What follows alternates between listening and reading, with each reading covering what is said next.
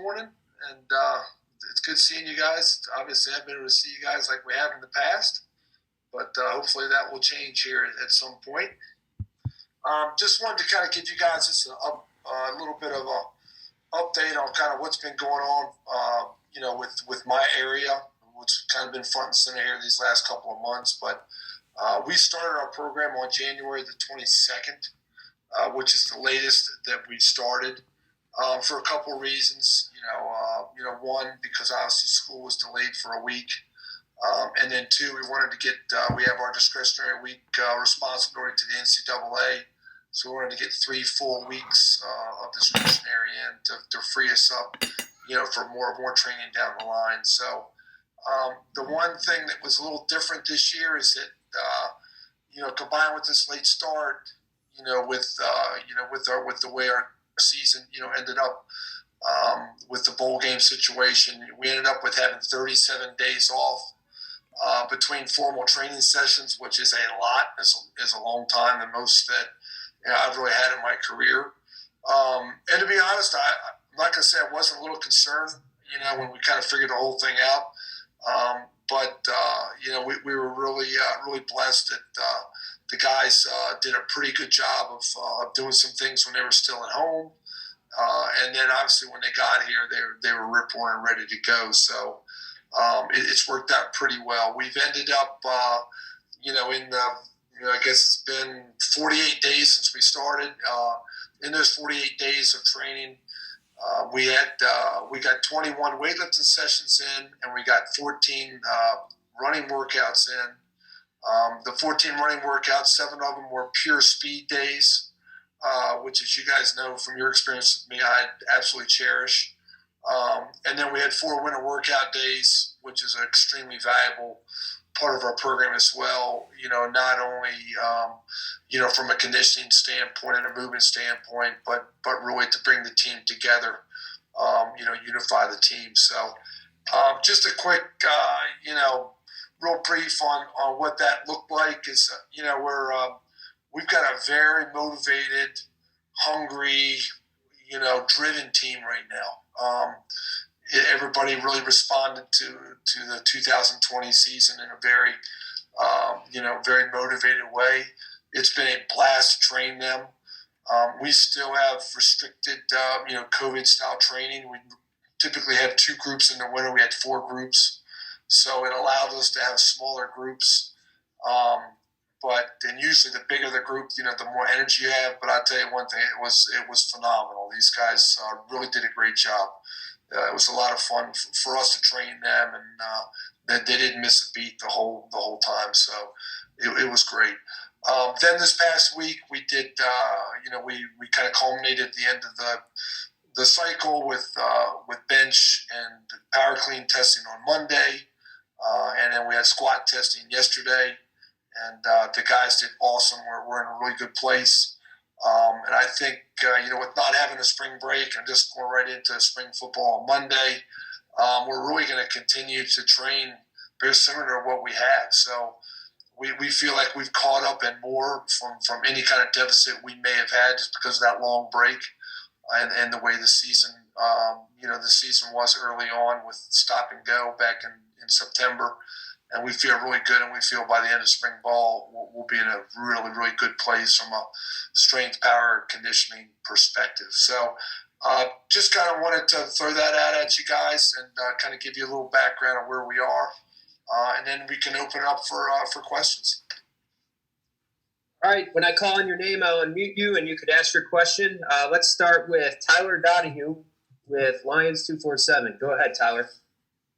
Hey, good morning, Dwight. Good to see you. Hi, Tyler. Good to see you, brother. So I wanted to ask about those 2020 freshmen, the ones you've specifically seen make major leap in their first year on campus, and then kind of piggybacking off that, what is the challenges that they encountered considering what they experienced in year 1? Yeah, it's been a wild year for them. The one thing, Tyler, is we ended up with, I think we had 12 or 13 mid-years back in January. And we were blessed because they got to at least get to feel a normal winter training, so that put them in a good place. The thing that's really odd is more than half team has never done a spring football right now. So this is a really new thing starting up on Monday. And it was new for me because guys were asking me all last week, like, what's spring football like? I'm like, whoa. So that's a different dynamic. But for those other guys, Todd, that just came in the summertime and that we brought in, this time here was a real good kind of return to normalcy with normal lift groups, and we still had some locker room, like I said, some lift time deals, but that's kind of all they know right now. But it was really good to get them see some normalcy. As far as those guys specifically, Tyler, it's a really good class. It's a really good class, and we got our big guys have done a really nice job. It's a very tight class. They've been through a lot together. They're really tight. Most of them are, but this group seems especially so. We've got a ton of talent. There's a lot of expectations for this class, even though they haven't been here that long to be major contributors this year. So I think it's going to go down as a really, really good one for us. Next, we'll go to Bob Flounders with Penn Live. Hi, Dwight. Thanks for your time. Hey, Bob. Thanks, brother. Dwight, I wanted to ask you your impressions and your thoughts on the defensive linemen at Penn State. You lost a lot of talented players off of last year's defensive line. 3 starters, a key reserve, and Shane Simmons. What have you seen from the defensive linemen, the tackles and ends? And specifically, I know you got some guys in through the transfer portal. I think that you're excited about. What have you seen from Derek and Arnold? Yeah, Bob, that started out as kind of being one of those things that we're like, okay, what are we going to do here? And I feel comfortable in us coming up with some solutions. But I think it is really it's really played out really well, and from a lot of different reasons. I think that our young talent has really stepped up and improved. Guys that we all know about.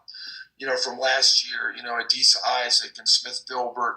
Akeem Beeman, guys like that got a little bit of a sniff last year have really improved. Not only their strength, their power, their physiques, but also their football IQ. And it's losing Sean Spencer was he was an excellent coach and a great friend of mine. And Scott has come in and just done a phenomenal job picking up where Sean left off. And it's taken the players a little bit to kind of get used to John, and now it's a really seamless deal from everybody. So I think that another guy, Devon Elise, has really improved, has really matured, and then PJ Mustipher has really taken to a whole new level. He's gained some weight. He's asserted himself as kind of that guy, on that defensive front. Both physically and spiritually. He's done a great job of leadership, and we're really looking forward to seeing him in the middle this year. One guy that we're really proud of and pleased with, that's going to be could potentially be a big impact guy for us this year, is Nick Tarbert. And he's a guy, as we know, we fought through some low back and some hip and some other things with him during the course of his career here, and we feel really, really strongly about what Nick could provide to the program. Our 2 new guys, talk about bringing in some great role aids right here to coin a phrase. But Arnold and Derek D'Angelo have been phenomenal. It's Epicades, his last name, Arnold's last name, and these are 2 guys that are going to step in and could potentially be great contributors for us. Obviously, they're both older guys, but they're very athletic, they're very mature, they're very hardworking, they're very driven. And the best thing is they fit right in. I mean, it's just, Derek did a great job in the power clean, on Monday, and you would never know he'd only been here for 8 weeks. I mean, he's just treated like he's just one of the guys already. So I think that unit went from being a small little question mark to an area that could be a real strength for us. We'll go to Audrey Snyder with The Athletic. Hey, you got me? Hi, Audrey. How you doing? I'm good. How are you? Good. I wanted to ask you about your quarterbacks and how have they been, specifically Sean and Taquan, and how is Christian Veilleux kind of getting up to speed? it's a good question. Obviously the biggest thing going for the quarterbacks is Mike Yursich. So, Mike has come in and has taken this offense over in a very emphatic way, and it's just been great. And everybody's rallied around him, and I think that the adjustment to him and his system has been really, really good and very positive.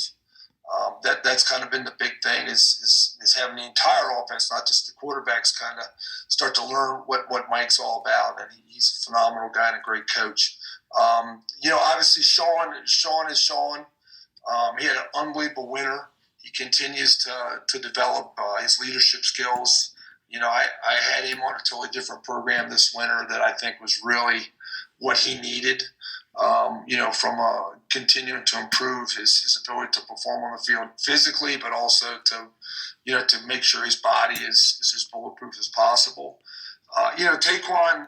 Taquan has always been one of my favorite guys. He's a very, very steady, hardworking, positive, count on type of guys, and he's really stepped up big time. And having a new coordinator come in has actually been a good situation for him because he kind of starts off on the same playing field with learning that system as anybody else that would be older than him. So he knows this is a great situation for him to kind of be on even there, just because Sean was have so much more reps. So we feel good about him. And then Christian's been great as well.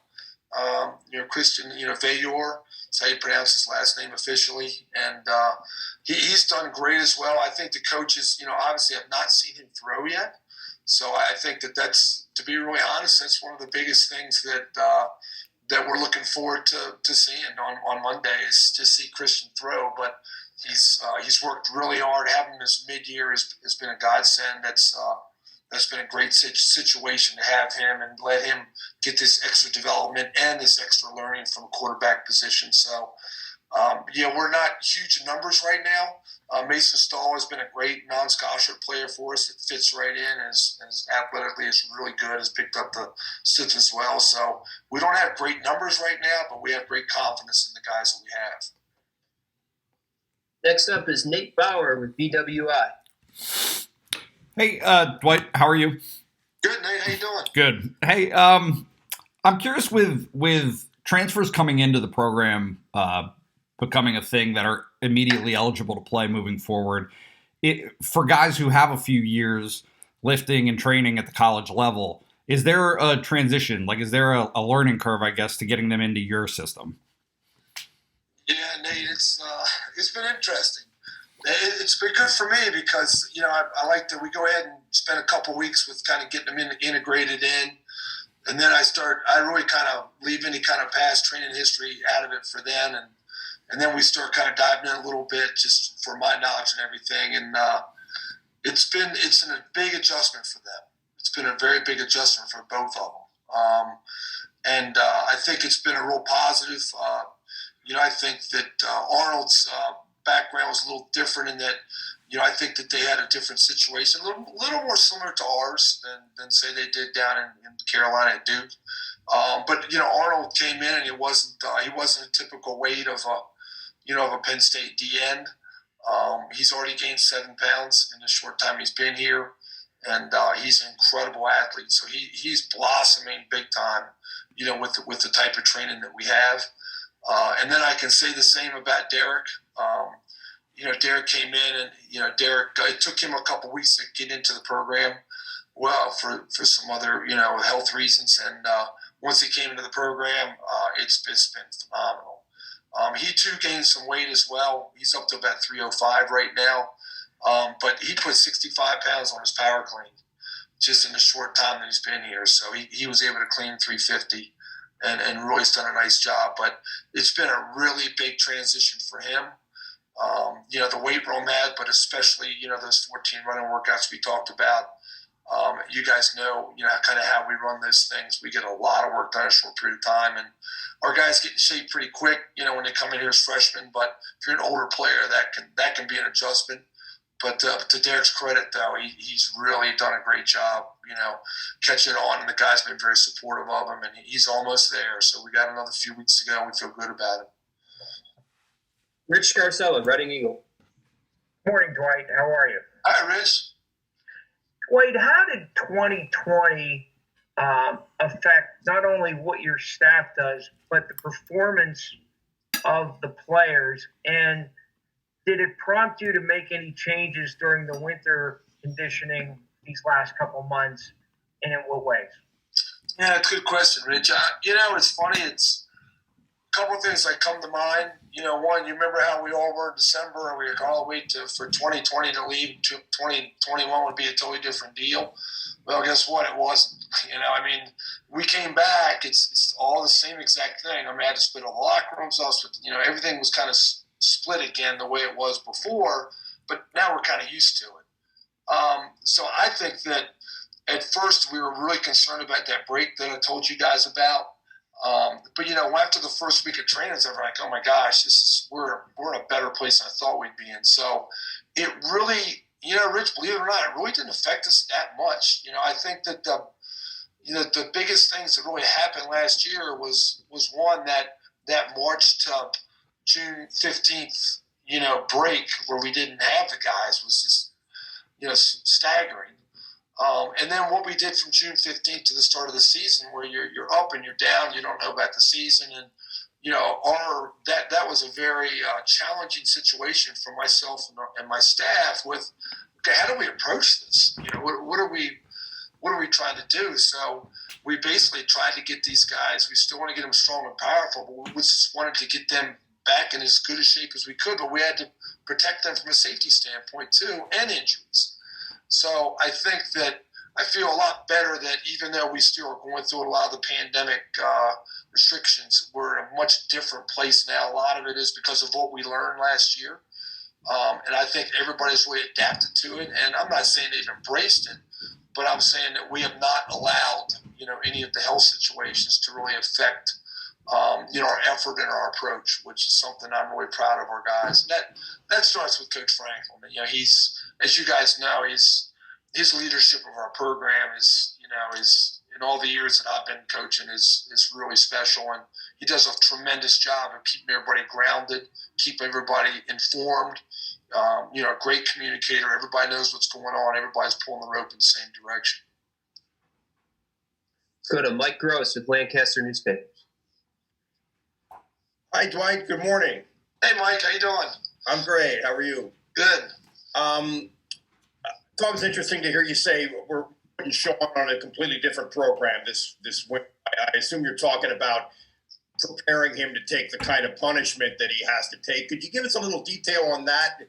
What changes you've made, and also in general, how do you train a guy to take a lot of punishment? That's Mike, I think that's a good question. I'm glad you kind of said it the way you did.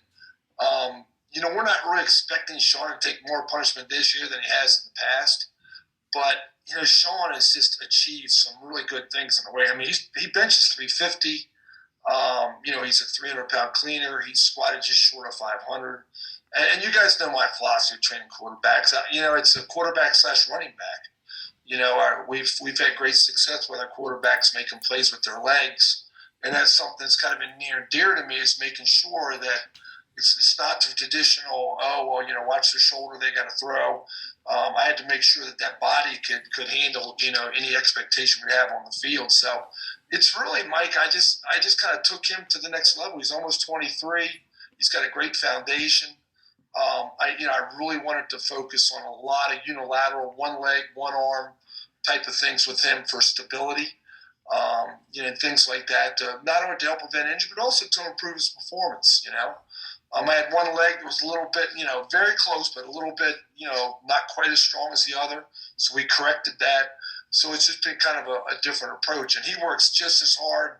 His program was just as aggressive as everybody else. But it was just more tailored to what he really needed with his training age and his physical situation. And to be really honest, Mike, I think we're going in that direction with a lot of our older players, that have got a great foundation. We've got a bunch of guys that we're starting to go that way. And it takes more work because you're writing all these individual programs, but it's a blast to do it. It's a lot of fun, and I think those guys really, after all the years of squatting and deadlifting and benching and cleaning, week after week, I think the guys really appreciate a different approach. It's just as hard, but it's different. Got time for a couple more questions. Greg Pickle, Penn Live. Hey, Coach, how you doing? What's up, Greg? Good to see you. Good to see you as well. Hey, you touched on Christian a little bit, but I'm curious about your general impressions of the early enrollees as a whole. And then with Nate Bruce and Landon Tangwall, it seemed like both of those guys came in pretty physically advanced. After a winter workout, do you think they're at a point where they could compete physically as freshmen, or where do they have to continue to improve? Good question, Greg. Those two guys, gosh darn, talking about it's I don't even know how to describe them. Of course, we know Landon's background. My kids all went to good counsel, so I'm very familiar with that school and that program. And a dude comes in, he's 319. He's got low body fat. He's got unbelievable. His head strength coach worked for me at Maryland for a while. He's got unbelievable development for a true freshman coming in. Obviously he's got a great attitude, great approach, great work ethic, and all those things. So you've got that. Then you got Big Nate, who came in, about 30 pounds more. Doesn't quite have the same training background as Landon did. But I'll tell you one thing, Nate is something. He's a special athlete and a special kid. He's been phenomenal. This was all totally new to him. He never really trained, trains like he does, like he has this last 8 weeks, and talk about adapting quickly. He did a really good job, and he is tremendously strong. Nate has a great natural strength, and every day he's one of those guys, like every day he comes in, he does more than he did the last day. So it's been really fun and really neat to kind of watch him grow and develop. So to answer your question, Greg, I think these two guys have an extremely bright future with us. When that happens, we've got to get those pads on them, late next week, and we got to see how they pick it up. We got to see how they do, once in a football setting. But all of their movement, all the movement ability we've seen them do thus far, Greg, would make me think that they would definitely, depending on how they pick other things up, they could definitely be guys that they could really quickly assimilate into some kind of a rotation. Now, as we all know, true freshman playing offensive line is extremely rare. And to be really honest, that's generally, in my 36 years, it's usually need-based as much as anything else. But there's no doubt that these two guys are on the right path. Our last question is going to go to Mark Brennan, Lions 247. Hey, Dwight, thanks for your time today. Hey, Mark, good to hear from you. Hey, what are you expecting from Micah and Jason at Pro Day? There's obviously a lot of buzz around both of those guys, and without an official combine, I'm sure it's going to be a big day for them. And do you expect Pat to be able to be full go for that? Yeah. Well, Mark, I tell you, we're real excited about our Pro Day, and Chris has a meeting for us this afternoon. Thanks, Chris. To kind of go over some of the logistics of that deal. It's going to be a really neat day, and for a lot of reasons. But two of the reasons you already mentioned, those two guys. But really, we have 8 guys. We have 8 guys participating, and we had a great run last year. We put a ton of guys into the NFL, as you guys know. And all 8 of these guys, have a great opportunity to do some good things, not just the 2 you mentioned. But we've gotten a lot of calls from the NFL, about Jason and Micah. I talked to Micah, at length on Tuesday. They're together out in Los Angeles training. They live in this villas next door to each other, and they're being trained by the same guys, and it's been great for the 2 of them. But I think that it's going to be a very, very interesting fireworks show when they start testing. Both of them, as we all know, are incredibly gifted athletically, and I think when you surround them with Shaka and Pat, who's a good athlete in his own way, and Mark, I think Pat's going to be able to do a lot of the events, based on the feedback that we're getting from him. And then Lamont, we feel, is going to do really well as well. So, And then obviously Will and Mike Bennett. Mike Bennett is one of the more athletic offensive linemen that we've had since I've been here at Penn State. It's going to be a really good day for us. So we're really excited. I think that Jason and Mike are both going to test extremely well. Based on what they've done here in the past. And I've been sure to make sure that all the NFL scouts, all 120 of the ones that I talked to this past year, know what's coming. I don't want any surprises. So there's going to be all eyes on these guys.